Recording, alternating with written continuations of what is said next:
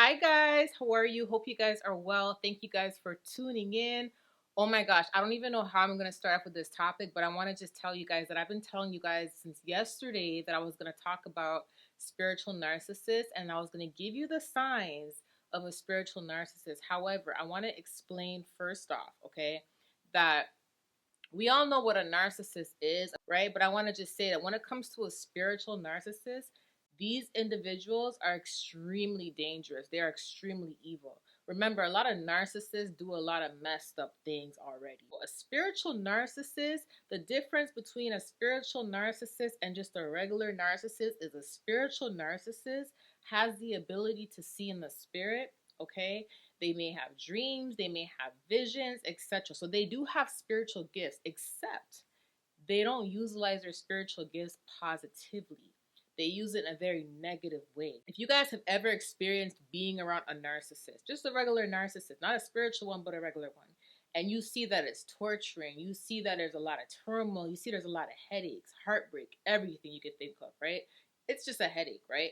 So imagine a spiritual narcissist, someone that can see your life, someone that messes with spiritual things. Imagine someone going to the depths of literally doing spiritual things just to make sure they can block you. It's like the lowest of the low. A narcissist taking things to a whole nother level. So there's regular narcissists, there's evil narcissists, and there's extremely evil narcissists, okay? Like a spiritual narcissist is no one to play with, okay? However, if you know God and you are a child of God and you have a relationship with God, just know that you are covered, just know that you are good. Okay, I'm gonna just express that to you, okay? So the thing about a spiritual narcissist is that literally the way how they think, it's almost like they're the puppet master and you're the puppet. You have to remember that these people are agents of Satan, okay? Because everything that they do in the spiritual is demonic and evil, which means they're getting a lot of their information from the enemy, aka the devil. So they are extremely dangerous because you have to remember something. Just like a regular narcissist likes to manipulate in the physical, a spiritual narcissist likes to manipulate in the spiritual. And the reason why it's so dangerous is because spirituality, like seeing in the spirit and things that go on in the spirit, it's like you can't explain these things to people unless like you have experienced it yourself, or you can't really explain these things to people unless they've experienced it themselves. You see what I'm saying? It's almost hard to explain something that is from the unknown. You're not able to physically see unless physicality is aligning with what you are seeing spiritually. So you get what I'm saying? So it's almost like there's physical proof of what it is you are saying happened spiritually. That's the only way people can actually believe you. But if you don't have any physical proof and you're seeing a lot of stuff in the spirit and you're experiencing certain things, then the spiritual narcissist will utilize this to their advantage. This is why it's so dangerous, because they are able to manipulate in the spirit, and whatever they manipulate in the spirit, they will manifest it in the physical to cause chaos in your life, okay? And the thing about it is, because they are spiritual, a lot of them are very secretive about this type of stuff, demonic stuff that they do. They're very secretive, so it's almost like, you know, them doing these things in the spiritual, it's like you know what they're doing. You get what I'm saying? God obviously knows what they're doing, but it's like your word against their word. And they like that. They utilize that to their advantage, and they mock people because of that, because they know that the only people that can see what they're doing are those who are actually gifted in the spirit. But other than that, it's very hard to convince people or to prove people what is happening to you or what this person is doing to you. So therefore they use it to their advantage and they use that to manipulate you. But that's why Satan uses them, because they have an advantage over people who do not have the gift to see in the spirit, and they have an advantage over people who are just, you know, naive. But those who are gifted in the spirit, they can see what these people are doing. Like I said before, then it would be your word against their word. So that's why all the time when you go through certain things with these people, it's always best to leave the vindication up to God. Leave the justice up to God. Because let me tell you something. It's very hard to prove these things to people. Although I am going to give you guys some signs and stuff, it's very hard to prove this type of stuff to people. Oftentimes, you have to let God do what he's doing, because most of the times, the way how they end up being exposed is they expose themselves. You know what I'm saying? They end up exposing themselves, or something very bad happens to these people. But let me tell you something. For people to have to stoop the lowest of the low, to stoop to witchcraft, spiritual things to attack you, that is a spiritual narcissist, and that is the lowest of the low. That's the most evilest thing a person can do. And that's why I said a spiritual narcissist is far more dangerous than just your average narcissist. Okay, so before we start off in this with the signs and all that stuff, I want to just say that a spiritual narcissist will always do something in the spirit to you, but guess what? They will always complement whatever they're doing in the physical. So whatever they're doing that's evil in the spirit, there's always going to be some sort of complement in the physical, some type of mimicking of what they're doing in the spirit in the physical. Okay, it's almost like a plate of food. You have the base food, like the base food will be like the carbs or the meat, or you get what I'm saying? And then you have like a side dish on top of the plate. So it's almost like you have your main dish and then you have the side dish on top of the plate, which is like the salad or the coleslaw or something like that. So the main dish is the spiritual, which is the things that they're doing in the spiritual, the work that they are starting in the spiritual. And then the side dish, which is like what's being manifested in the physical, which is like the salad, the coleslaw, etc. Right? So I'm just using that as an example. I know it's a weird analogy to use, but like that's the best way I could explain it. That's the best way I could explain it. But that's how they usually do things. And I had to just say that to give you an idea of, you know, that they do start everything in the spirit. That's the difference between a narcissist, a regular narcissist, and a spiritual narcissist. Because the difference is that a spiritual narcissist uses the spiritual more than the physical, and then the regular narcissist will use the physical because they're not, you know, knowledgeable about doing certain things in the spiritual, or they don't have the gifts in the spiritual. So thank God not all of them have the gifts in the spiritual, but I'm telling you right now, those who have the gifts in the spiritual, who are narcissists, it's very, very messed up. So the first sign, just like a physical narcissist, the spiritual narcissist has these signs as well. So they definitely lack empathy. Okay, narcissists don't have any type of empathy. It's almost like they don't care about your feelings. They don't care about you crying. They don't care if they're hurting you. It's almost like they want to see you suffer. Okay, so if a regular narcissist does this on a regular basis, you can only imagine what a spiritual narcissist is doing, having this same type of trait. They definitely lack empathy, especially if they're the type of person that will do witchcraft to attack you, things to block your life, to hurt you. This is someone that definitely lacks empathy. Okay, so remember something. A regular narcissist, let's just say that a regular narcissist is like 75% evil, and then not all of them. Some of them are like 30%, but they just have some traits. You get what I'm saying? And there's some, so it depends. Let's say you meet a narcissist, they're evil when it comes to their words, they're evil when it comes to their actions and manipulation and gaslighting, but they don't have spiritual gifts and they're not doing anything in the spiritual, right? That may be like a 75% evil narcissist. But when you're dealing with a spiritual narcissist, I'm telling you right now, that's like a 95, 100% evil person. Okay, so if narcissists, regular narcissists don't have any type of empathy, a spiritual narcissist definitely won't have empathy for you. Okay, that's why when they continuously try to attack you with a spell word, because their goal is to watch you suffer. They want to see you suffer. Okay, and that's the most messed up thing about it all. A spiritual narcissist is very self-centered. Okay, things have to revolve around them. If they see that things are going well in your life and things are not going well in their life, this is oftentimes why you always see people going to witch doctors and spiritualists and paying them to do things for them. Hey, I'm going to pay you because I want to, you know, attract this lover. Or I'm going to pay you because I want to attack that person. I want to block this person from getting that job because I want the job. I'm going to pay you because I want to get more money. You see what I'm saying? They're so self-centered. It's to the point where they will stoop and they will pay someone, or they will do rituals just to gain whatever it is that you have, or just to avoid you from getting it because they want to do it or they want to get it, right? Or a situation where, let's just say, they're not targeting anyone specifically. They will literally go to people and pay people to do things just to bring abundance in their life. Okay, that's how self-centered they are. You know, and also to add on to that, a spiritual narcissist is also very envious and very jealous. I mean, there's a difference between jealousy and envy. Envy is more like, I want what you have. You get what I'm saying? I want what you have. And that's a spiritual narcissist.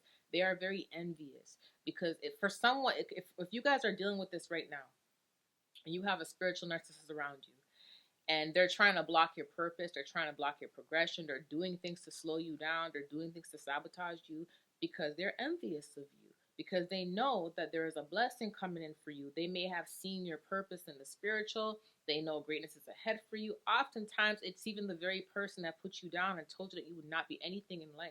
And if they see that everything you are doing is the opposite of what they said about you, they will do things to try to block you because why? They're envious. A lot of spiritual narcissists are also very insecure. They're very insecure, and even though they may pretend they're confident, they're extremely insecure, because what it is when they see that you're elevating, they start to reflect on their own life. Especially if this is the kind of person that puts you down, like I said before, tried to block you, tried to hurt you, did a lot of stuff to try to sabotage you, yet nothing is working. They will become even more insecure. And what are they going to do?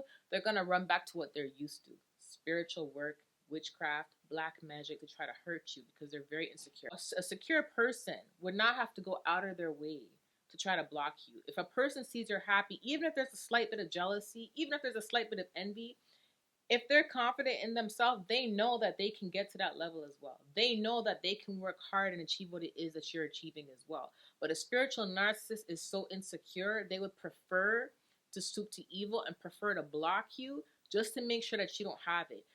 Instead of actually doing work on themselves, getting right with God and going after their dreams and just getting up and working hard and being ambitious about what it is they want to do in their life, they would prefer to block you. That's how self-centered they are. They just don't want you to have it. That's the thing. They don't want you to have it. They want to see you suffer, okay? There's a lot of hatred towards you. This is why they stoop to the levels that they stoop to. Before I even go in there, spiritual narcissists are very judgmental. Very judgmental. They will nitpick at everything that you're doing. The reason why they do this is because they want you to be low self-esteem, have low self-esteem, be low in confidence. They nitpick at you so you can always question your own reality. You can question your thoughts, you can question your actions, question your decisions, and it's almost like walking on eggshells when you're around them, right? But the reason why, and like I said, the regular narcissists do this as well, right? But here's the difference between a spiritual narcissist and a regular narcissist when it comes to judgmentalness. Is that even a word, judgmentalness? Judgmentalness when it comes to them being judgmental. Here's why spiritual narcissists are so judgmental. Because spiritual narcissists like to get revenge for something you never did. Because like I said, they're very insecure. They're very insecure. They don't have confidence.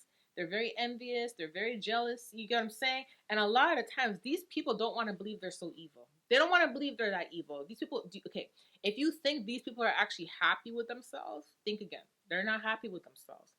To be honest, they really dislike themselves. They really hate themselves. They're not happy with who they see in the mirror. You see what I'm saying? They're very insecure. So a lot of these people, they start projecting. They always judge. They always nitpick. You may be at work and your boss maybe, you know your boss is spiritual. You know your boss may be into witchcraft. Your boss may be attacking you, or a colleague at work may be attacking you.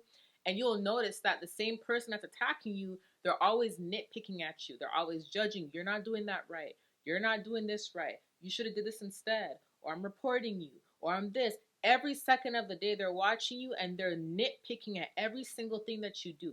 If you grew up around someone like this who's spiritually attacking you, chances are you experience this with them as well. They nitpick at you for everything. They judge your clothes, the way you look. They say all these things about you. It's like the day can't go by without them nitpicking at you. And like I said, the reason why they do this is because they're very revengeful people. Spiritual narcissists are very revengeful. So what it is they have so much pride and ego. They always try to validate why they are attacking you in the spirit. And because they want to look for something to validate these actions, they judge you every single chance they get. Because every single chance they get, they look for a reason to validate their evilness. You see what I'm saying? They look for a reason to validate their evilness because they're not happy with themselves, right? So every time they think about what they're doing, or they look at themselves, they tell themselves they're not wrong for doing what they're doing to you. And why is that? They will sit there and say, I'm not wrong for attacking her because she looked at me this way today. Even though you never did that, they will just look for something to validate why they're spiritually attacking you. Because if they said to themselves, okay, I'm attacking this person for no reason because I want what they have, they're not going to feel good about themselves. You get what I'm saying? They lack empathy. Yes, they lack empathy but they don't want to be held accountable for anything, because spiritual narcissists don't like taking any type of accountability. So they don't want to be held accountable for nothing, right? But this is why they're so judgmental, because they're always looking for a reason to validate what they're doing. Spiritual narcissist is very abusive. We know regular narcissists are abusive, but a spiritual narcissist is extremely abusive. Okay, what I mean by that is they will literally torment your mind. And a lot of stuff they do is in the spirit. So the abuse you are enduring is not physical abuse, it's more spiritual abuse. Do you get what I'm saying? And the reason why they're so abusive is because they know that the things that happen in the spiritual are a lot harder to prove than the physical things, right? So they tend to go a little bit more harder in the spiritual and harder when it comes to their abuse than a regular narcissist, who has to be careful and they have to put limits on what they do because they know they can go to jail. A regular narcissist who doesn't have spiritual gifts, if they're abusive towards you and they do certain things, they know they can go to jail. There may be some physical proof, but a spiritual narcissist, they won't put limits on anything. They won't put no limits on their abuse. A spiritual narcissist is obsessed with power. They want to be in control of everything. They want to see things go their way or hit the highway. This is why a lot of them, they always tend to pay people to do things to change their lives. They're so insecure and they're so non-ambitious, if that's even a word, non-ambitious, or they lack ambition. It's to say that they lack ambition to the point where they try to take the easy way to do things. Either they try to steal things, they try to mimic things from people, or they try to pay spiritualists, occultists, and all these types of people that work in the spiritual realm and work in the spiritual realm demonically. They try to pay them to shift things in their life for things to work in their favor. Okay, they're obsessed with power.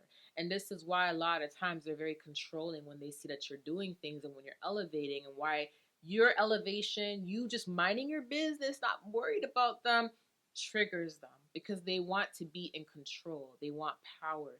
They want you to depend on them if you're related to them, or if you're in a relationship with them. They want you to depend on them, or they want you to see that you can't be anything in life unless they release you, unless they stop attacking you. So they want to try to prove something to you. That's why even when things work out in your favor despite what they're doing to you, it makes them more angry, and they tend to go harder when they see God is still blessing you despite what they're doing. They tend to go harder because it really triggers them, because they're obsessed with power. They want to prove something to themselves, right? They want to prove that they have some sort of authority over your life. A spiritual narcissist will twist your words. They will use your words against you, and they will twist your words. And they will twist your words and use it in their spell work. They will twist your words in order to gaslight you, in order to make you question yourself and to question your own reality. They will twist your words in order to lie on you. They will twist your words in order to make you look like something that you're not.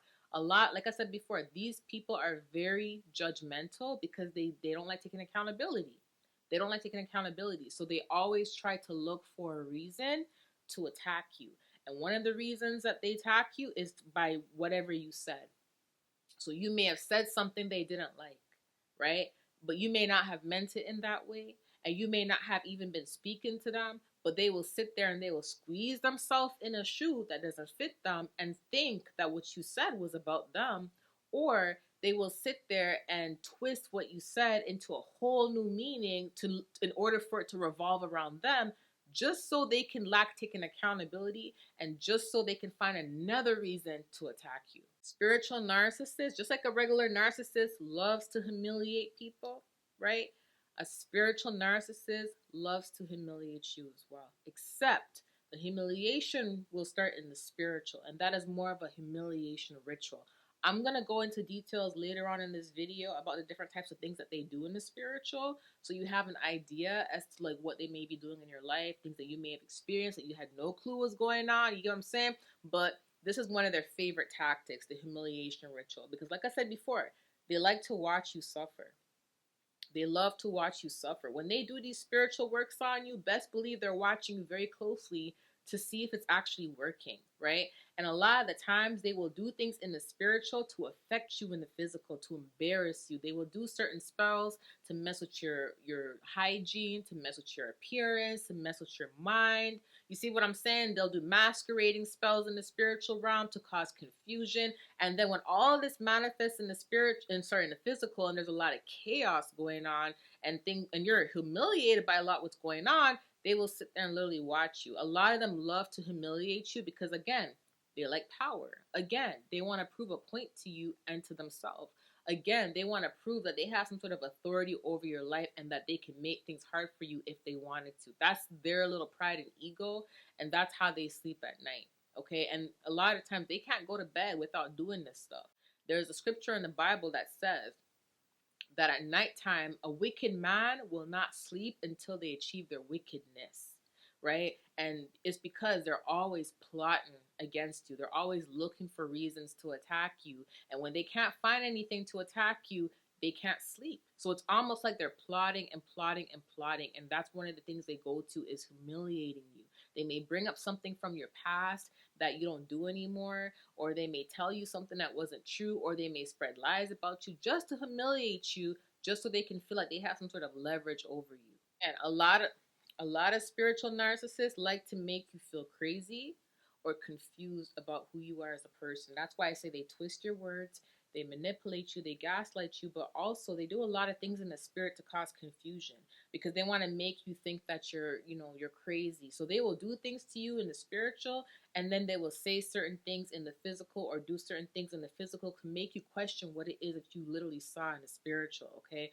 A lot of them do this on purpose to come after you. A lot of them do this on purpose because they want you to be confused.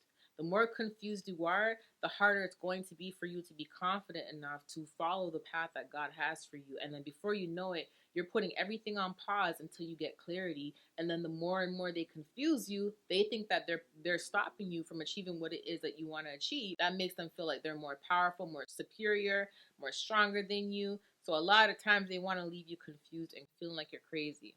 Just like a regular narcissist looks for supply, a spiritual narcissist also looks for supply.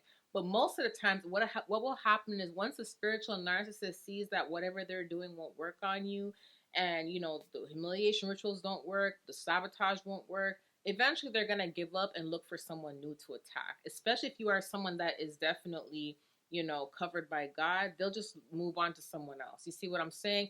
But then there's some who are specifically assigned to you from Satan, okay? And most of the times, it's people in your family, it's people who are close to you. The ones that usually give up after a certain time, and they stop attacking you, and they stop coming up after you, they stop, using witchcraft on you. These are mainly strangers, maybe people in the workplace that you don't see anymore. They will literally eventually just let it go, and they'll look for their new supply. Do you see what I'm saying? But when it comes to people who you share blood with, or who you have history with, most of the time the devil will use these very individuals against you. There's a scripture in Micah that says, the enemies will be the members of your own household, right? The devil has to use someone that is very close to you in order to get to you. Because if it's a stranger, you may not care. If it's a stranger, it may not affect you that much because you don't have to see them again. You get what I'm saying? But when it's someone that you grew up with, someone that's extremely close to you, or someone that you may not have a relationship with, but you have to see them at family functions, or they're a friend, or there's mutual friends that are connected to you guys, it's almost like you can't get away from this person. You get what I'm saying? No matter how much you try, right? You can't really get away from them because you're going to either hear about them, you're going to see them, they're just going to pop up some type of way, right? So the enemy will tend to use people who are very close to you because that's the way that he can get to you, right? So a lot of times the spiritual narcissists who are usually assigned to you are most likely people from your family or someone that you grew up with. So most of the times the spiritual narcissist has some sort of connection to you. The ones that are completely not giving up and consistently fighting against you. This is someone that may be on and off with their witchcraft. They may not attack you all the time, but they have a hard time leaving you alone, and they have a hard time watching you elevate in your life. So they consistently try to attack you in order to ensure that you don't get further in life. I'm going to give you some examples of narcissists in the Bible, okay? I can't name everybody, but I'm going to name a few. So Jezebel is a good example of a spiritual narcissist. She used witchcraft, she used sorcery, she manipulated God's people, she tried to kill them. Do you get what I'm saying? So she literally tried to torture a lot of God's people, and she killed a lot of prophets, okay? Another example is Pharaoh from Exodus, okay? Remember, Pharaoh did not want to let the Israelites go. God told Pharaoh many times to let the Israelites go. Moses had to go and deliver these messages to Pharaoh, and Pharaoh refused to listen. Pharaoh wanted to watch the Israelites suffer. That's why he had them in slavery. Pharaoh was very selfish as well, very entitled, and wanted to do things according to what he wants, right? So it's almost like he was challenging God's authority position, okay? And he's very selfish. Remember, when he finally let the Israelites go, based on selfishness, because he realized letting them go was not going to benefit him in any type of way, he went back after them to get them back, to put them back in that same position that they were in, to enslave them all over again, based on his needs, based on his selfishness. He didn't have no empathy. He didn't care about their lives. He didn't care about any of that. And on top of it, like I said before, he literally challenged God's authority. Another example is Haman, okay, related to Esther and Mordecai. Haman, he was very jealous. He was envious. He wanted recognition. Remember, I said narcissists are very self-centered. Haman wanted recognition. He couldn't stand to see Esther or Mordecai elevate in life. You get what I'm saying? So he planned and plot to try to kill Mordecai, to try to kill a bunch of people, just because he didn't get what he wanted, just because he didn't get his way, just because he didn't want to see somebody else in the position that he wanted to be in. Another person that was spiritually narcissistic was Delilah. Remember, Delilah knew there was something special about Samson, and she manipulated Samson in order for him to reveal to her what his strength was, right? And when Samson revealed to her that it was his hair, right, she literally went back and told the enemies what Samson's strength was, and she sold him out for what? For riches. And they ended up cutting his hair, and they ended up killing him. And the last example of a spiritual narcissist from the Bible, there's others, like I said, but I'm not going to mention all of them, is Cain. Cain was also able to hear God. He's very spiritual. He's gifted. He can hear the voice of God. Remember, Pharaoh can hear the voice of God as well, because God warned Pharaoh a few times as well, right? So, well, he warned Pharaoh a bunch of times, but there was a time where God spoke to Pharaoh himself, right? But anyways, Cain, okay, Cain was very jealous that God had favor over his brother, okay? And Cain couldn't stand to see the favor of God's hand on his brother's life. So Cain literally took his own brother out because of this. That is spiritual narcissism as well, okay? Like I said, the difference between a regular narcissist and a spiritual narcissist is a spiritual narcissist has some sort of gifts, okay? But they utilize it in a negative way, but they have gifts. So we're going to talk about some of the things that narcissists do in the spiritual realm. There's a lot, but honestly, guys, I can't go into everything, so I'm just going to name like the most important things, okay? So narcissists, spiritual narcissists, they love to cause confusion. Like I said, they love to cause confusion. They love to have you questioning your own reality. They love to confuse you. So oftentimes God will tell you something in the spirit, and a spiritual narcissist will summon up spirits that can mimic voices, that can imitate your voice, imitate someone else's voice,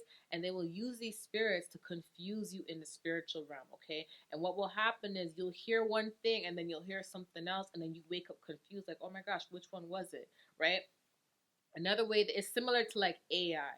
Remember, everything happens in the spiritual first before it's manifested in the physical. So it's similar to AI. There's spirits that can mimic voices, and they can also masquerade as you. So a lot of spiritual narcissists, this is their favorite tactic to use along with the humiliation ritual, because if they can get someone to mimic your voice or masquerade as you, they can cause a lot of chaos in the physical. If there's other people who are spiritually gifted, right, and they have the ears to hear and the eyes to see, so they can hear the spiritual realm, or they pay attention to their dreams and they remember the dreams, etc. The spiritual narcissist will utilize this. So they will torment you. They will get spirits to mimic your voice, mimic how you look, and then they will torment and torture people that are associated with you, people that know about you, to cause chaos, to make it seem like you're the one doing something, you're the one that said something. That goes along with the humiliation ritual. And the reason why they do the masquerading and the mimicking of the voice, like similar to AI,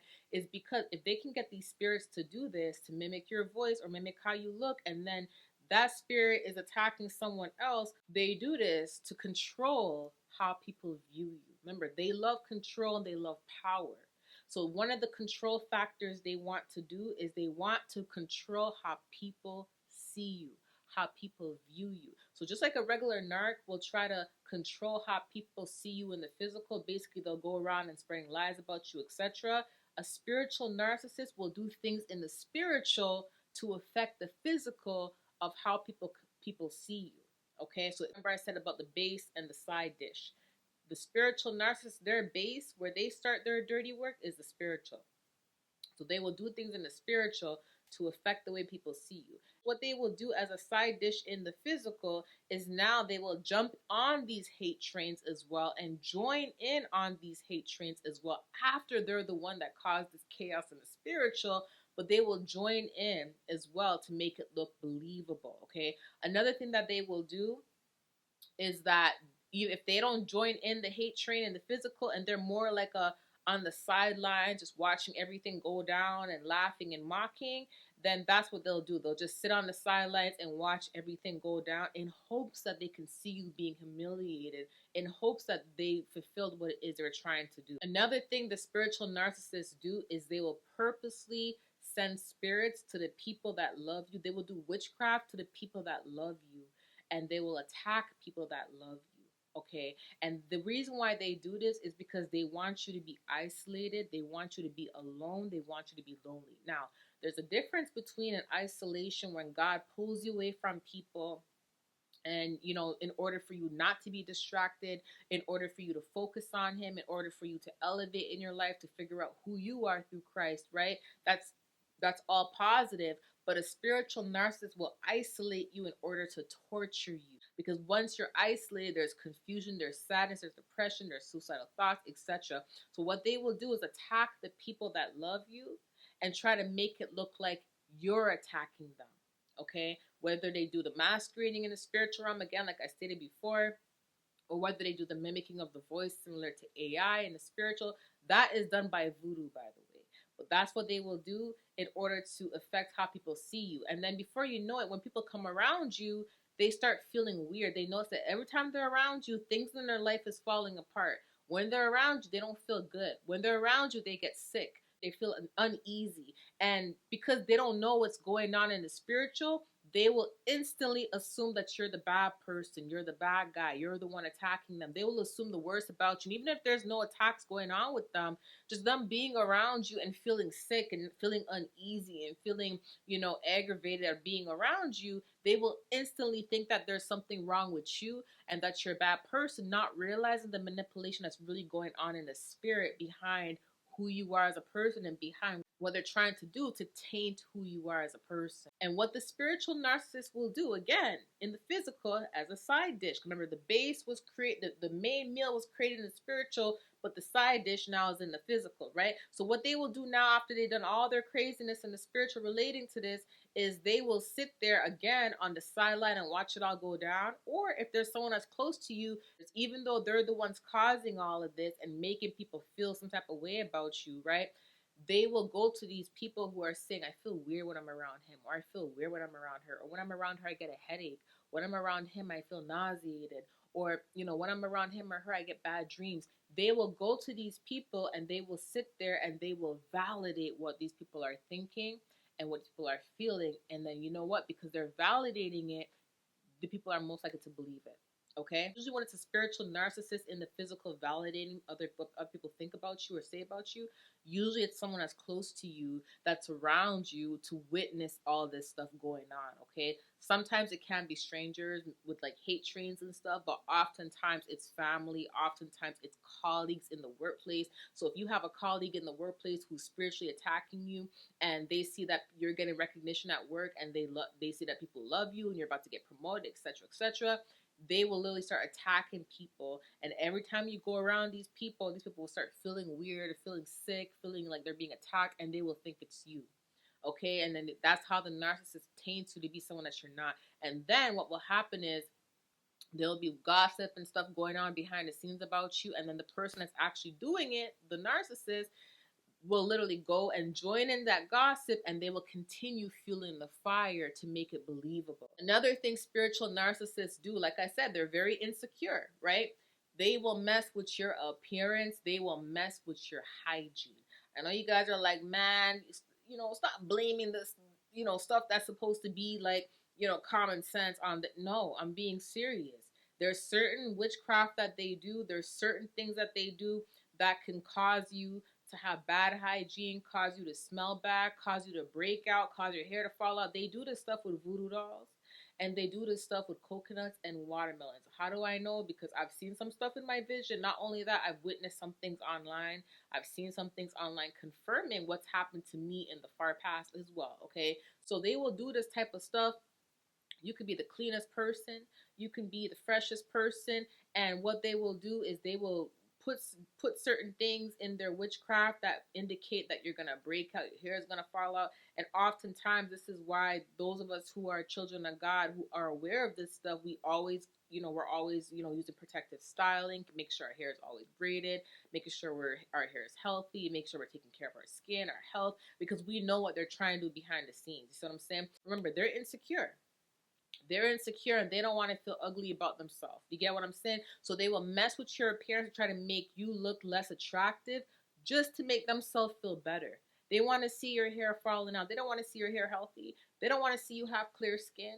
They don't want to see you looking beautiful or looking handsome. They want to see you looking a mess. They want to see you looking like a whole zombie. They want to see your hair falling out. They want to see patches in your head because you know why? It's going to make them feel like they're beautiful. It's going to make them feel like they're on top. So a lot of times they do that in order to also mess with your insecurities. And most of the times this happens if you're actually a very attractive person, they do this stuff.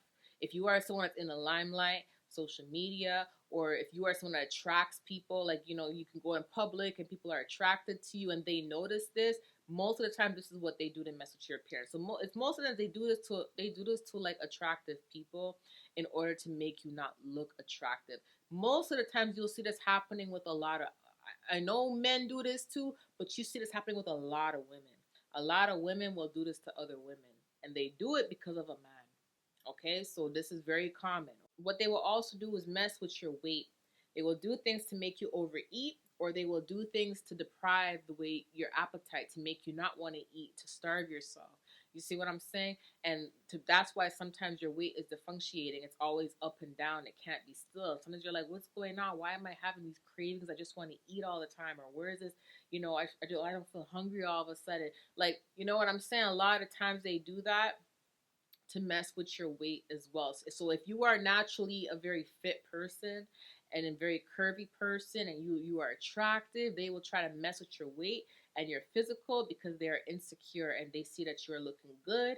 They see that you are attracting people, and that's what they're mainly focused on. You may not be focused on that. You may just be someone that takes care of yourself. You just love to take care of yourself, etc. And you're not vain. You just love taking care of yourself, right? Your body is a temple. You got to make sure you're well presented, but they don't like that. They don't like that. They will see a problem with that and try to make you look as bad as possible in order to make themselves feel better. What they will do in the physical now, remember, that's the main base, the dish that they're making. What they will do now as a side dish in the physical to mimic what they're doing in the spiritual is they will literally try to mock you. So now when things, let's just say that it's manifested and your hair is falling out, you're breaking out, all of that stuff. Now they will do things in the physical. They will complain. It's like the narcissist will sit there and do things to make your hair fall out. And let's just say the person's around you. They will come to you and say, oh, why is your hair like that? You got to take better care of yourself. Take better care of your skin. Oh, you're getting too much weight. You got to go to the gym. So they will do this type of stuff to you in the spiritual. And then they will mock you in the, ooh, hi, Holy Spirit. And then they will mock you in the physical. Do you get what I'm saying? I love the Holy Spirit just came through, guys. You have no idea how hard it was for me to set up everything. Like, child, that's why I don't like doing videos on my camera because it takes too long. But anyways, God pushed me for y'all, okay? But yeah, so they will do these things and then they will mock you to make you feel worse about yourself in the physical. Or what they'll do is they'll do these stuff too to make you look less attractive, and then they'll come around you and try to doll themselves up to look attractive to try to make you now feel insecure. Do you get what I'm saying? They'll rub in how they're looking good, how their skin looks nice, how their hair looks nice. They'll rub it in your face, basically, knowing what they're doing behind your back. And this usually happens to people who are not aware that the person that's doing it is around them, okay? So I just want to let you guys know that, okay? Another thing that these spiritual narcissists do is they mess with your electronics. They mess with your electronics. Now I'm gonna confirm to you, like I said, the main dish, which is the spiritual, because they do these things in the spiritual first, and then they do the side dish in the physical to mimic what they're doing in the spiritual, right? So most of the times what they do is they'll send spirits around you in order to mess with your electronics. They'll mess with your computer, they'll mess with your phone. And when these spirits come around you, your phone will start messing up, your computer will start shutting off, things will just start getting really bad. Things won't work out. Your washer and dryer will break, your fridge will break, dishwasher will break, things will happen to cause depression.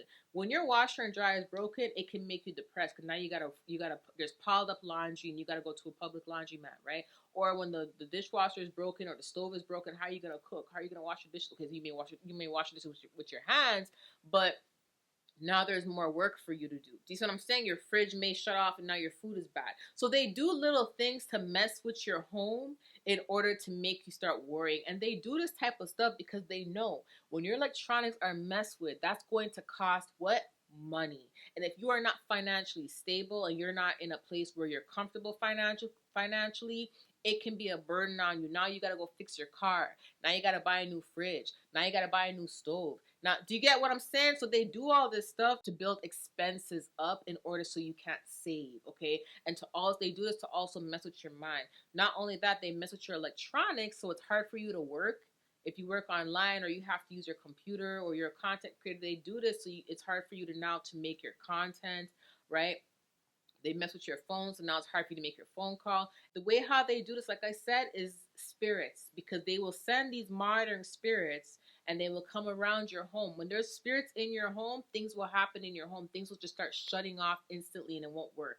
Literally, like you can literally buy a new computer or TV and you may have the TV for 3-4 months and it just shuts off and it won't even turn on. You're like, what's going on? I just bought it and it's shut off and it won't even turn on. Or there may be like some type of random crack that just comes in it, or it may just like spark out of nowhere and now the screen won't turn on and you're like, where did this come from? These are spirits that they send to mess with the electronics, okay? They do this to mess with your pockets. They do this to mess with your money, to mess with your jobs. They do whatever they can because we live in a world today where we all use electronics. You get what I'm saying? We all use electronics. We have it in our home, the microwave, the fridge. You see what I'm saying? So they do all this stuff to mess with your mind, okay? How this person will do this in the physical now to mimic what they're doing in the spiritual is they will hack your electronics in the physical, right? So a regular narcissist will hack the electronics, but a spiritual narcissist will send spirits to mess with your electronics, and they will also hack your electronics. So remember, that's why I said the spiritual narcissist is worse. A spiritual narcissist is far more dangerous because they're doing what a regular narcissist already does, but they're doing more because they're doing a lot of spiritual stuff on top of that, right? So they will literally do these things in the spiritual to your devices and then they will hack it physically, okay? So that's 10 times worse. This one is a very heavy one. A spiritual narcissist will, remember what I said, they like control. They want to control everything about your life. They don't want you to have any money. They don't want you to have any friends. They don't want you to have anyone that loves you. They want you to have nothing. They want to see you suffer, right? So if you meet someone who loves you, or you are married to someone who loves you, the spiritual narcissist will do whatever they can to prevent you from getting married, or whatever they can to prevent you from keeping that marriage. So they will send you a spirit spouse. They will summon up a spirit spouse to send to you to mess with your husband or to mess with your wife, okay? And what will end up happening is, even if you're not married yet, the person that loves you will start having these negative dreams about you because of that spiritual spouse. And they will start looking at you differently because of these dreams if they're not aware of what's going on. They can easily be manipulated. They'll have these spiritual dreams about you that are negative, and they will start second guessing whether they want to be with you or not, whether they want to settle down with you or not. The way how the spiritual narcissist will mimic what they're doing in the spiritual, remember, like I said, the main dish and the side dish, is if this person is doing spells to try to get someone's man, okay, the person now in the physical will say certain things to this man or to this woman. If they're trying to get a woman, say certain things that align with what the person may be seeing and feeling in the spiritual, and then the person's most likely to believe it. So it's a manipulation tactic, right? And if this person is doing spells in the spiritual to keep a man or to get a man, and they finally get the man or they finally get the woman, now in the physical, they're going to have to do certain things to keep the man. You get what I'm saying? Or to keep the woman. They're going to have to keep renewing the spell. They're going to have to keep doing sex spells. And they will literally manipulate the man or the woman with sex. Okay, or they will do certain things like put stuff in the food. So they have to do physical things to match with the things they've already done in the spiritual. If you wonder why in some situations there's a woman or a man that is attacking you, right? The spiritual narcissist will always attack who the person is meant to be with, because they'll know. They'll either go to a spiritualist or they'll see it, they'll dream it, right? And they will attack the party that the man and the woman is supposed to be with. So, but in the process of that, let's just say the person is with them. In the process of that, they will do spells to keep the person there.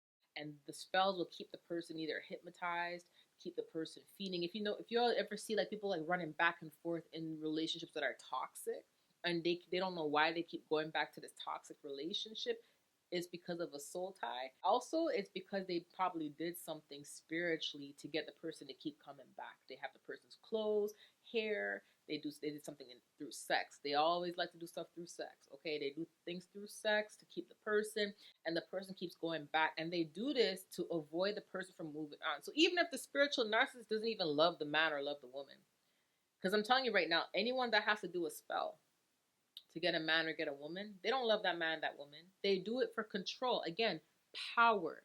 They want to have control. They want to have power. They're obsessed with having power. So the spiritual narcissist does this to prove to the man or the woman, or to prove to people, I can have you if I want to. And it's out of selfishness. It's because they want to have control of the person's life. They know that if the person goes to their actual person that they're ordained to be with, they know the person's gonna have peace. They're gonna be happy. They're gonna be in a healthy marriage. So they'll do whatever they can to keep the person with them, even though they don't love the person. Another reason why spiritual narcissists will do this is because of money. The man may have money or the woman may have money, and they see the woman or the man that they're actually supposed to be married to as fumbling their bag. Okay, so they will literally sit there and do this stuff in order to keep the man and the woman there. That's why they will also attack who the actual person is. So even if the person didn't do anything, even if the person never messed with the person, they didn't even know about the person, they will still attack the actual person that they're supposed to be with. Okay, in order to get the person that they're supposed to be with to remove themselves from them. Okay, to avoid going to them. Okay, so they do this to kind of like put a bad taste in both parties' mouth. So what they will also do is manipulate both people to turn against each other. If they meet each other, the spiritual narcissist will manipulate both of them to turn against each other. So now here we go again. The masqueraded dreams, the AI voices in the spiritual realm, which is voodoo.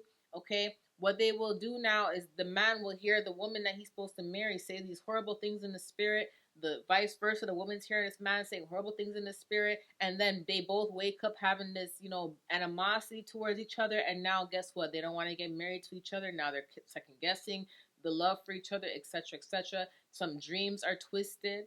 Okay, some dreams are twisted now. The man is thinking the woman is not a good woman. You see what I'm saying? This happens a lot. This happens a lot. So a lot of times, this is what a spiritual narcissist will do: cause chaos between couples. Okay, and this is what happens in marriages as well.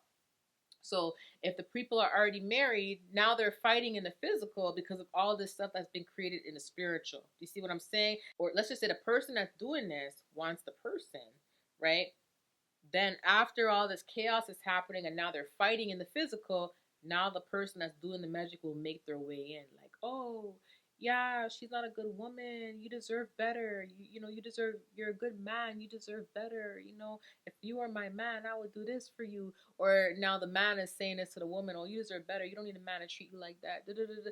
I'm giving you guys examples, right? So you see how the spiritual narcissist caused all this chaos, and now in the physical, the side dish, they will come in, they will make their way in and try to pretend like they care and try to clean it up. Do you see what I mean? To make themselves look like they're the savior. They're the savior of the day, right? So the man can fall for them, or so the woman can fall for them. And before you know it, now the man doesn't want to marry the person he's supposed to marry, or the man doesn't want to stay in his relationship. You see what I'm saying? That's how a lot of them attack. Another thing that these spiritual narcissists will do is they will attack you in the spirit, and you will hear their voice. Most of you guys probably hear the voices of the witches attacking you, right? And sometimes you're in the spiritual realm, they're telling you to shut up. They're like, who do you think you are? They're calling you names. They're beating you down and telling you all this stuff about you, right? Sometimes they will mimic voices of people that actually love you, and they'll say all these hurtful things to you. So now, if you're not aware and you're not spiritually discerned as to what's going on, now you're waking up depressed because you're like, man, this person I really looked up to just said this to me in the spirit. That's how they truly feel about me, and now you feel depressed. And or they'll say certain things to you to put you down, like if you're going through, like, problems with your weight, and you want to lose weight but it's been hard for you, they will attack your weight, and then they'll not only attack your weight to make you eat more so it's hard for you to lose weight, but now they will also come in the spiritual realm, and they will sit there and torment you about your weight in the spiritual realm to make you feel worse about yourself, right? So whatever it is that you are struggling with in the physical, that you're trying to get together, you're trying to get your life together, right? They will utilize that and use it against you in the spiritual to make you wake up feeling less confident and insecure. One of the most craziest things these spiritual narcissists do, child, they will threaten you in the spiritual realm. They will threaten you, and guess what? Here's the thing: they're not gonna do anything to you physically. Okay, these people are punks. That's why they stoop to sorcery. That's why they gotta go to the unknown to try to attack you. Because these people are punks. They can never square up with you in person. They can never square up with you in person. Okay, they're punks. Okay, that's why they do this. They're insecure. They do this, the witchcraft, because they feel superior, because it's something that people can't see or know unless you're gifted in the spirit. So it's almost like they feel like they have something, some type of leverage over people by doing this type of stuff. So, but actually they're punks, right? So they will threaten you in the spiritual realm, but it's just more to scare you. It's to make you now have PTSD, not want to leave your house, not want to do anything, because you have this fear they're gonna run up on you and do something to you. They're punks. They're punks, okay? If they were really about that life, they wouldn't even have to stoop to the spiritual. You see what I'm saying? But what they will do, though, is they will stalk you in the physical, and they will stalk you in the spiritual. And that's what they mainly do. Like I said, the main dish or the side dish, right? So they will literally make threats in the spiritual, and they'll say, oh, I'm going to kill you, or I'm going to shoot you, or when I see you, they will make all these threats in the spiritual. And then in order for them to make the threats that they're saying to you in the spiritual look believable, they'll drive by your house. They'll throw things at your house. They may throw things at your window if they know, like, where you live. If you're in a workplace or something, they may say little shady things as they walk by you. Do you get where I'm going with this? So it's almost like they'll do certain things, to kind of mimic what they're doing in the spiritual, just to kind of make you feel a little bit more intimidated. So you're like, okay, I gotta watch my back. Oh my gosh! But listen, have no fear, because God is near. Period. Okay. No weapons formed against you shall prosper, and every tongue that has risen up against you shall condemn in the name of Jesus. So you don't even have to be afraid. Sometimes they'll even do, like, okay, let's just say the spiritual narcissist says she's gonna shoot you, or he's gonna shoot you, or whatever, right? They will do little drive-bys by your house, and they will pop a fake toy gun. You know those toy guns that make those loud noises? They will do that around 2, 3. This is very common for spiritual narcissists, because a lot of them, they team up together. These are what they call gang stalkers, okay? They team up. So they will torment you in this physical. They'll have someone doing the work in the spiritual, okay? They'll have someone doing the work in the spiritual, like at 2 in the morning, 3 in the morning, and torment you. And then they'll have the other person who's involved drive by your house with a toy gun, pop, pop, pop, pop, pop, to make, and then now you're not only being attacked in your sleep, but you're waking up to, like, a car speeding away, and you hear these toy guns. Like, you know the difference between a toy gun and a real gun, right? But I'm using it as an example because it happens a lot to me. Okay, this woman drives by the highway 2 or 3 in the morning, and she pops that toy gun. But most of the times, they will threaten you in the spiritual first, and then they'll mimic something in the physical to let you know that was them talking to you, basically, and to kind of like try to make you feel scared. It's a scare tactic, and trust me, you're covered. You're covered, okay? Another thing that they do that is extremely annoying is they will send masquerading spirits in the dream to give you cursed food. Because here's the thing. A lot of us are well discerned. We know not to eat in the spiritual realm. Okay, we know that we have to be careful who we talk to. We know about masquerading spirits, etc., etc., etc. But some people are not aware of this, right? So what they do sometimes is, not even sometimes, majority of times, is they can't come to you as themselves and offer you food to eat, because they know that if you see them in the spiritual realm, you're not gonna eat food from them. You know, if you see the witch, you're like, that's the witch attacking me. I'm not eating from her, or I'm not eating from that warlock, right? They know you won't accept the food, so they have to come to you as someone that you know. They have to send a masquerading spirit, masquerade as someone that you know, as someone that you trust. So when they give you the food in the spiritual realm, you're most likely to fall for it and eat it. And now when you wake up 2 in the morning, God is telling you to pray. Now you feel sick all of a sudden. You feel nauseated all of a sudden. Now you got to cancel what you just ate in the spiritual realm, because there was something spiritually attached to that. I tell you guys this all the time. Dreams can be twisted, and people can be masqueraded, and dreams can also, be tampered with. Okay, let me tell you why. A lot of us who are well discerned and who are gifted in the spiritual realm, God has blessed us with these gifts. We know when we have dreams within dreams, right? We can make decisions in our dreams that can help our dreams and avoid us from going into the wrong directions. There's been times where I'm walking in my dream and there's two paths, and one path looks good, the other path doesn't look good, and I'm going in the path that looks good, but God tells me no, go into the other direction. I would hear the Holy Spirit say no, go into the other direction. So I would go in the direction He tells me to go in, and then everything is good. You get what I'm saying? But the direction that I would have went in originally, things would have turned left. Let me give you another example of that. How many times have you been in a dream and things are going so well for you in the dream, and all of a sudden, out of nowhere, things just turn left? Now you're being attacked. Now something's chasing you. Like, where did this come from? I was just chilling. Now the witch is there trying to fight you, because we are still alert. We still have discernment in our dreams. And sometimes our dreams can go based on our decisions. So if we decide to do something positive, it can affect our dream. If we go into the wrong direction or we eat something, it can affect our dream. Just like we're aware in the dreams, these people are also aware in the dreams. Why? Because they're spiritually gifted as well. But they don't use these gifts for God. You get what I'm saying? So they're aware in the dream as well. So they come in intentionally with cursed food. They come in intentionally trying to attack you. All of that stuff. That's why God will wake you up and say, pray, cancel, rebuke. Because there's something that happened in the dream that now you got to shut that door. Now you got to rebuke it. Now you got to cancel it, right? So dreams can definitely be tampered with, right?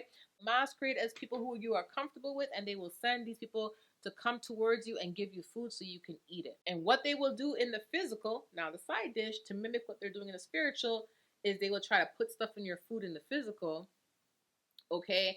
Or they will try to order Uber Eats, a fake Uber Eats, bring food to your house, pretend it's a miscommunication Uber food drop off or whatever, in order to get you to eat it. Do not accept it, okay? Another thing they will do is they will send monitoring spirits in your home to monitor things that are around you and then go back and report to them, okay?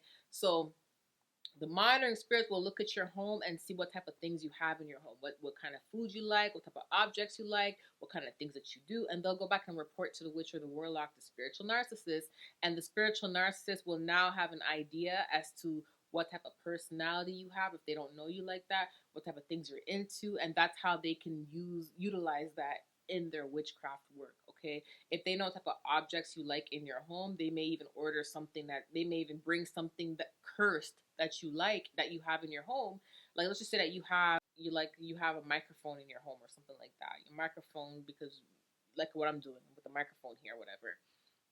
They may say, oh, okay, let's bring her a cursed microphone. Let's curse it and drop it off at her door. She won't know where it came from, but it will have her address on it, and she may just think it's a gift, and she'll accept it and bring it in the home. And then now you're bringing a cursed item in your home without even realizing you're doing that. So if you see anything at your front door that you're not expecting, that someone never told you personally, hey, I'm buying this for you and I'm sending this to you, do not accept it, okay? Because if you see free gifts at your door, these could be cursed items. Once you bring it in your home, things are going to fall apart in your home. These monitoring spirits report back to these people and tell them what things that you're into, so they know exactly what to buy to manipulate you. A lot of spiritual narcissists, what they do to get attention is they like to play victim. What they'll do is they will attack you in the spirit. Okay, torment your mind, torment you so you can't sleep. And then they will physically go and tell your family, your friends. They will tell, if you're in a public social media or whatever public eye, they will go and tell people that you're attacking them. And then in the process of them doing that and accusing you, okay, and getting all these people to gang up against you, they will continue to attack you in the spiritual realm in order to mock you, because now you know what they're doing. They know you know what they're doing, but they are trying to mock you to your face to show you, hey, I'm attacking you, but I'm going to make everyone think that it's you, right? So now they're mocking you, and they do this in order to discourage you from speaking up. So a lot of times they will try to go out and try to, tell what it is you're going through and make it seem like it's happening with them. So they like to play victim, okay? So they will do something to you and pretend it's happening to them, okay? And because they're mocking you, you're not going to feel like talking about it now, because now people are not going to believe you, because they feel like if they talk about it first, if they bring it up first, if they convince people that it's you first, you're not going to say anything. Do you get what I'm saying? And guess what? Now, if you say something, you look like a liar, right? So they do this in order to play victim, in order to mock you, in order to torment you. This is one of the worst forms of mocking anyone can do, is abuse you, hurt you, and then pretend that it's you just to keep you from speaking. And then watch people humiliate you and hurt you in the process of it. This is one of the worst things anyone can go through. I've been through this before, right? But the reason why they do this is to prevent you from speaking. It's so if you try to speak up, people won't believe you. So it's almost like they're securing their territory to attack you peacefully. It's like they want to attack you peacefully without anybody interfering with their attacks. So they're securing their territory by speaking up about it first to make it seem like it's you, so they can continue doing what they're doing. So it's almost like a ha-ha in your face. I'm attacking you. You can't do nothing about it, but I'm going to make everyone think it's you. Ha-ha, and I'm going to keep attacking you. So they literally mock you while they do this. Okay? And they do this to make people not... I'm going to read you scripture. This is Proverbs 18, verse 7. He that speaks first in his own case seemeth just, seems right. But his neighbor cometh and searcheth him. So when someone speaks first, it always tells us their stories first. It always seems like they're telling the truth. Until someone else starts to observe what's really going on. And time always heals this. I always tell people, if this is happening to you, this is one of the worst forms of mocking and humiliation rituals that anyone could experience, because it's almost like the person that's doing it to you is the person that is lying and saying that you're doing it. And it's like now you're kind of stuck. It's like now you can't really say anything. Do you see what I'm saying? And then the person keeps attacking you. It's one of the worst forms of mocking. This is one of the worst things a narcissist can do. This is why I say a spiritual narcissist is dangerous, okay? Because this is one of the worst things that they can do to you, okay? But listen, time always reveals, okay? Time always reveals. I always tell people, if you're going through something like this, just sit back, rebuke, cancel what they're doing to you, and let time reveal, because God is going to vindicate you. What happens is God will give people time to see what is going on and to see the truth. But when you try to quickly speak up and defend yourself and all of that, now you look like a liar because the person spoke before you. Do you see what I'm saying? So this is one of the worst forms of manipulations that they do, but this is like really organized manipulation. But like I said, time always heals, okay? The reason why they do this is because they try to cause chaos both in the spiritual and in the physical. So now if you go to bed, you're being attacked by that person in the spiritual, and if you wake up now out of your sleep, you're being accused from people because that person manipulated people to think negatively about you, right? So now it's almost like you're being attacked in both realms, physical and spiritual. And they do this in order to bring depression upon you, suicide upon you, PTSD. They do this to make you feel like you don't even want to be here no more, because it's not something that anybody can handle most of the times, okay? Another way that a spiritual narcissist will attack is they don't like seeing you get recognition. I talked about this earlier, but I'm going to talk more about it. It's like if they see that you're getting recognition and people actually like you, people are sticking up for you, people love you, etc., they will do whatever they can to turn those likes into dislikes. Okay? So if a person in your workplace sees that you're about to get a promotion, you're about to get recognition, they will start a whole rumor about you.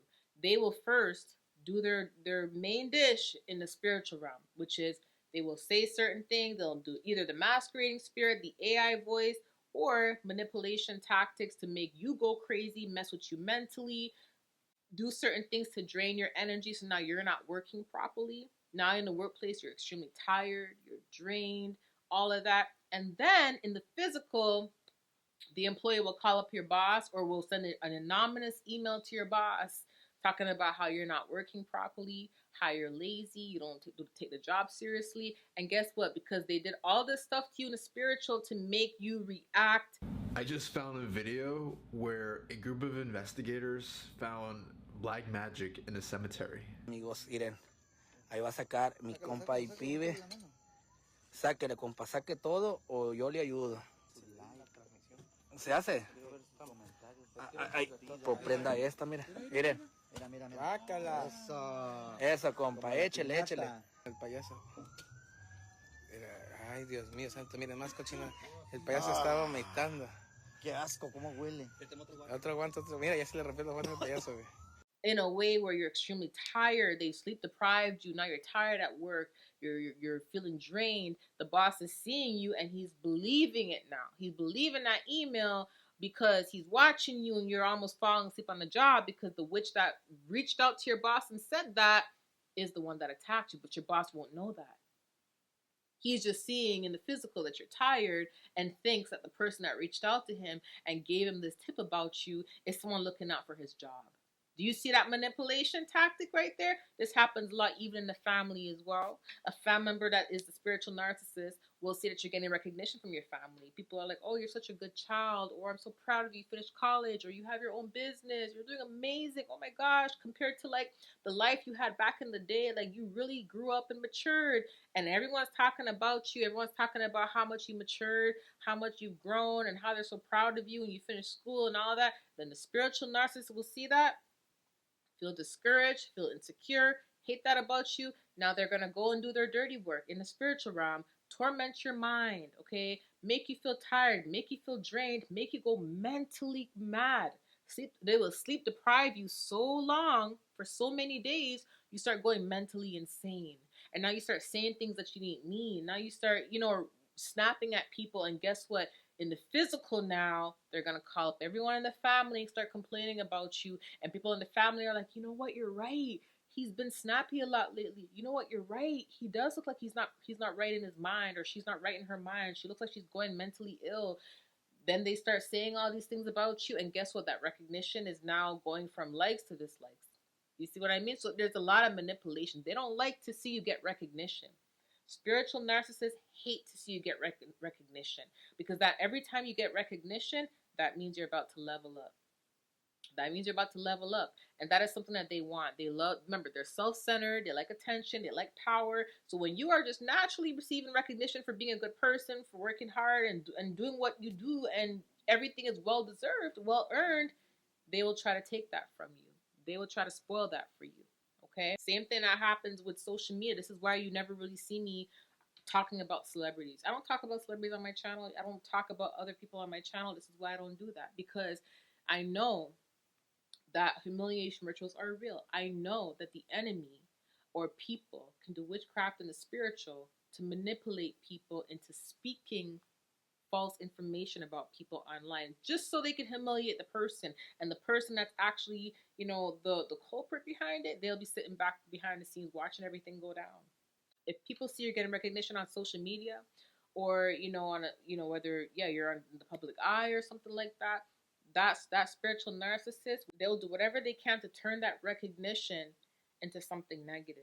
And they're spiritual narcissists are very competitive. Like I said, they like power, they want attention, they're self-centered. So if they see that you're doing good and you're being recognized, and maybe your channel's about to grow, or maybe your social media, your Facebook's about to grow, maybe your TikTok's about to grow, something is about to grow, your business is about to grow, then they will start spreading rumors about you. Then they will start these rituals to get people to see you in a negative light. Because why? Because they're trying to stop you from receiving any more recognition, and they're trying to get the people that are already giving you recognition to stop giving you recognition. They do this because they're very jealous. They're very envious, okay? Another thing that these people will do is they will try to keep you stuck in a place. Either they want you in jail, they want you dead, in jail, or in a psych ward. Because if they keep you in a place where you're stuck and you can't leave, they feel like they put a block on your life. So in the spiritual realm, they will sit there and torment your mind. Okay, and I'm telling you right now, a lot of them, they will get coconuts or melons, and they will put certain things in these melons. Okay, that's all I know. They'll put certain things in these melons, and they will try to make you go mentally crazy. Okay, mentally crazy. And the reason why they do this, on top of them doing that, they will sleep deprive you. So let me tell you something. When you don't get sleep for a very long time, you become moody, depressed, and sometimes you start to hallucinate, right? The Russian sleep experiment was conducted by Russian researchers in the 1940s to test the effects of sleep deprivation on World War II political prisoners. The prisoners were kept locked inside a chamber, into which the researchers fed an experimental gas-based stimulant to keep them awake. The prisoners' oxygen levels were carefully monitored, as the gas was toxic in high concentrations. The prisoners were observed using microphones and 5-inch thick glass porthole windows. The chamber was stocked with books, cots without bedding, running water, a toilet, and enough dried food to last roughly a month. The prisoners were also falsely promised that they would be freed if they submitted to the test and did not sleep for 30 days. During the first 5 days, nothing happened, although after day 4, the conversations began to get darker. From day 6, the prisoners began complaining about how they were put in that situation. They also showed signs of severe paranoia. They stopped talking to each other and instead started whispering into the microphones. They each tried to turn in the other prisoners, thinking it would endear them to the researchers. From day 9, one of the prisoners started screaming. He'd run up and down the chamber screaming at the top of his lungs for hours on end until he lost his voice. Strangely, none of the other prisoners reacted to his behaviour. Instead, they simply continued whispering into the microphones. Soon after, a second prisoner began to scream. The non-screaming prisoners then ripped apart the books, smeared them in feces, and covered the porthole windows with them. As soon as they did that, both the screaming and the whispering stopped. That was followed by 3 days of silence. The researchers regularly checked the microphones to make sure they were still working. The oxygen consumption in the chamber indicated all 5 were still alive. On the 14th day, the researchers tried to provoke a reaction from the prisoners. On the intercom, they said they were opening the chamber door. They said, "If you move, we'll shoot you, and if you comply, one of you will be let free." One voice came back and said, "We no longer want to be free." The chamber was opened on the 15th day. As the gas left the chamber, 3 voices begged them to turn it back on. Soldiers were sent in to get the prisoners out. Only 4 of the 5 were still alive, though. They purposely sleep deprive you. And they will sleep deprive you for days. And because of that, your body, your mind is going mentally ill. Okay? And then once they do that, right, and you start getting sick because you're sleep deprived, now they start doing the mental torture with their witchcraft. So now you're going mentally insane in the physical because why? You've been sleep deprived, and now they're doing a witchcraft to make you go mentally insane. So now you're screaming, you're yelling, you're running around. You ever see people outside yelling and screaming and saying things and going mentally crazy, and you look at them like, oh, it's just another homeless person on the street. Oh, they probably on drugs. That's what they want you to think. Not all of them do drugs. Some of them, they do drugs because the drugs is what eases the pain of the spiritual warfare. But some of them don't actually do drugs. So some of them never originally did drugs. They started doing drugs. They already were going through that. And then what ended up happening was it led them to drugs because drugs felt like the only thing that can help them cope with that. Do you see what I'm saying? It's mainly like a setup, right? But that's what they do. They will sit there and they will make sure you are sleep deprived first. Because if you're sleep deprived, you can't think straight. You ever been so tired you start slurring your words? Imagine not sleeping for 5-6 days and you start slurring your words, okay? And every time, and here's what they do. Every time you close your eyes to go to sleep, you'll hear the witch scream, you'll hear the warlock scream, or you'll hear like a big bang. Like, so it's like they're purposely trying to wake you up to keep you up. And that's what happened to me in the past, right? So they will do this to keep you up. And then after you've been up for a certain amount of time, they start the mental witchcraft. So now, because you're slurring your words and because you're not thinking straight because you're sleep deprived, Now the mental witchcraft they're doing, whatever they're putting in that coconut or that melon now, it's affecting you and you're screaming, you're being tormented. Now you're ending up in the psych ward, or you're doing something that you're not supposed to be doing now and ending up in jail. And when they have you in these places, they feel like they have the best of everything. They feel like now they're in full control because you're locked away. Now you can't fulfill your purpose. Okay? And then what the people will do, here's another thing. What they will do in the physical now, the side dish, let's just say that it's a family member that did this to you. Now the family member will literally be the one doing this behind the scenes, and they will sit there in front of your face and be like, oh my gosh, what's going on with you? Oh my gosh, you're mentally ill. And they'll go and tell the doctor and all this stuff about you, call everybody saying you're mentally ill, and put this perception in people's minds about you. So now when you try to say what's really going on and what happened, everybody thinks you're mentally ill, and now they have on paper that you're mentally ill. A lot of spiritual narcissists, a lot of them, they're hidden in the church. Okay? They're hidden in the church. And not just that, I'm going to say this. If you are around a spiritual narcissist, it doesn't have to be someone in the church, family, friend, whoever, and they see that you're operating through your gifts. They know you're spiritually gifted. They know God anointed you. Okay? They will sit there and purposely call you delusional, say that you're not hearing from God. They will say everything the opposite of what it is that you're saying or what it is that you're doing, in hopes they can make you second guess yourself, in hopes you start to question God, in hopes that you start to lose your faith. Okay?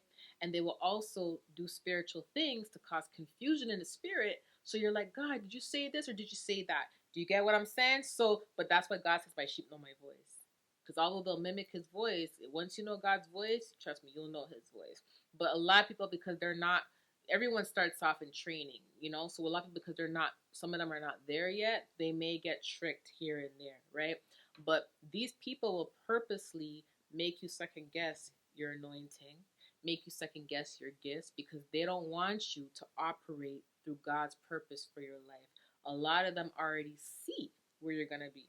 They know the plans that God has for you, right? They know God is going to prosper you and not going to harm you. So a lot of the time they try to get you to self-sabotage by not being secure and feeling secure in his plans for you, so you can step back from your purpose. So a lot of them literally try to gaslight you, and they'll tell you you're delusional or mentally ill to get you to start to feel like you really are, and then pull away from what you're supposed to be doing, and that will delay you even more. And that's why many of these spiritual narcissists end up in churches, because a lot of times, if a stranger told you certain things about you, you most likely won't believe them. You won't, that won't even affect you as much as someone that you know telling you these things, right? Like a family or someone that you grew up with.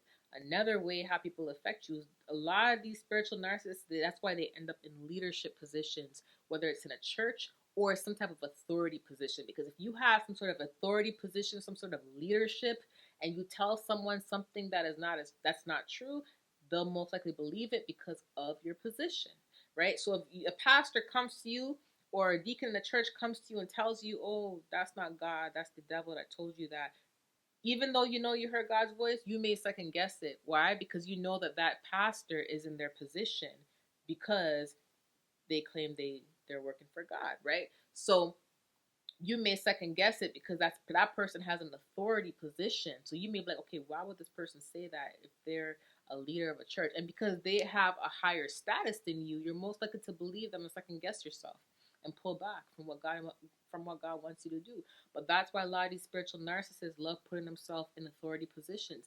Police officers, nurses, churches, authority positions, to where when you end up in their, around them or in their presence, they can have a say-so on your life, and they can dictate what it is that you should and shouldn't do, and they can also try to dictate your fate in that moment. A lot of these spiritual narcissists, they go into church because that's where the devil wants them to be, because that's where once a lot of people are called and some are chosen, they know that God is going to want them to be in leadership position or want to be in a church. So a lot of people look for fellowship. They look for someone to help mentor them, to help guide them through their gifts, through their walk with God.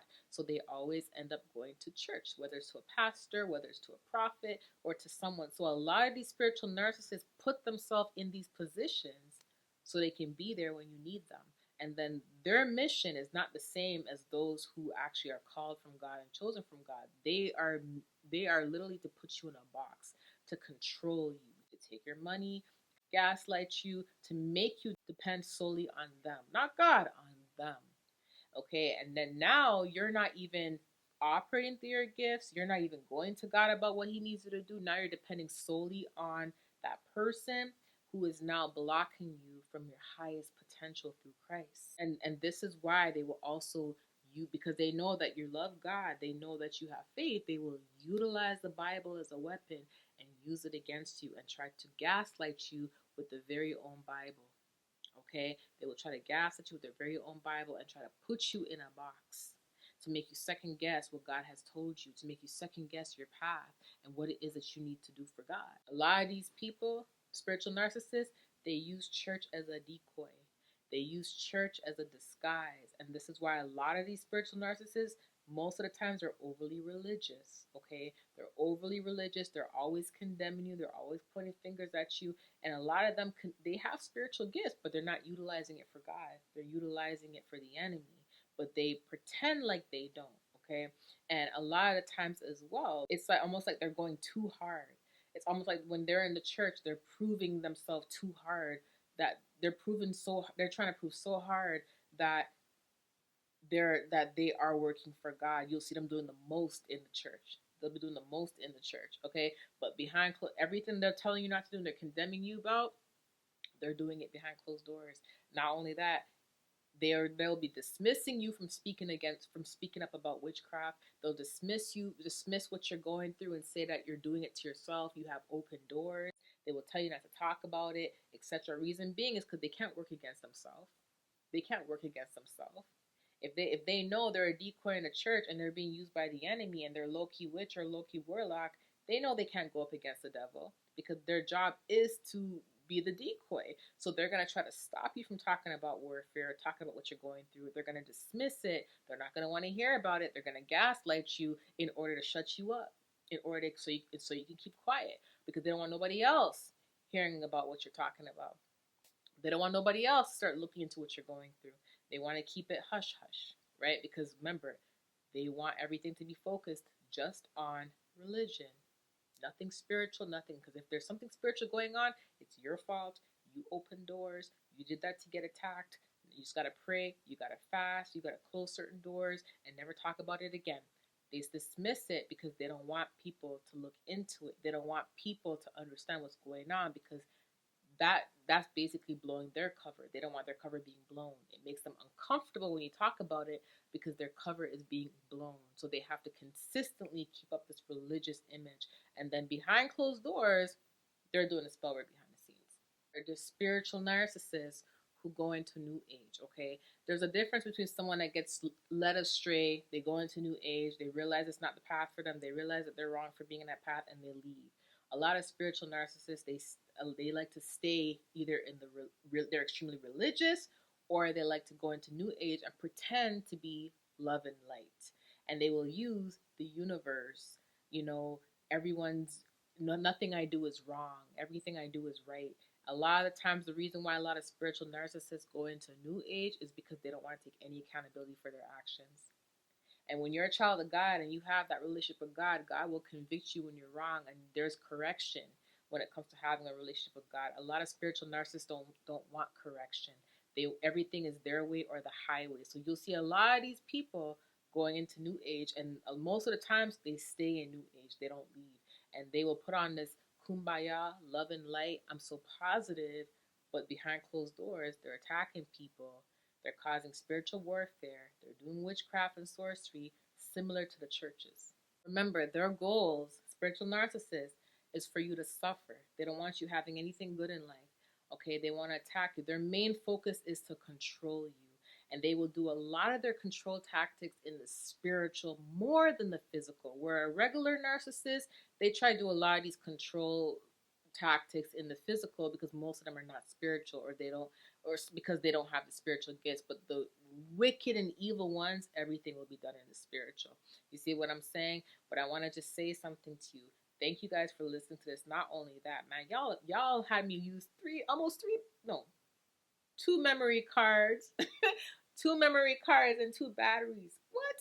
But anyways, and I had to like stop for a little bit of time to take a little bit of a break. It's a long video, but I'm gonna do more videos like this for you guys in the future, because I have a lot to talk about. I mean, a lot to talk about, and I have to be obedient because God told me to do this, right? So I have to make sure that I'm educating you guys and I'm giving you guys a lot of this knowledge. God said a form of deliverance is knowledge.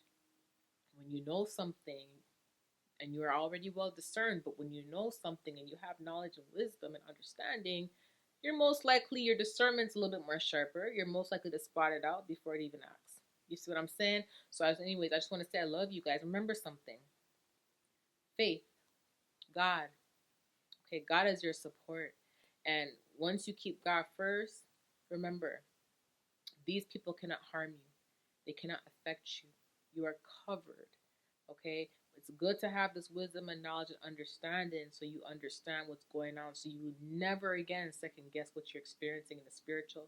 You never again have to say to yourself, you're crazy. And when people say this type of stuff to you, now you can just chuckle and ignore them, because you know the truth, right? So just remember something. God loves you. Keep him first. Keep praying. Be obedient. Keep thriving. Remember what I said in the other videos.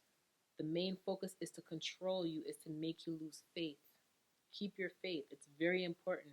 Also, faith without works is dead. So keep your faith and just be obedient and follow the instructions that God has given you. Okay, and you're going to continue to elevate. Okay, I love you guys. I'll talk to you soon. Bye.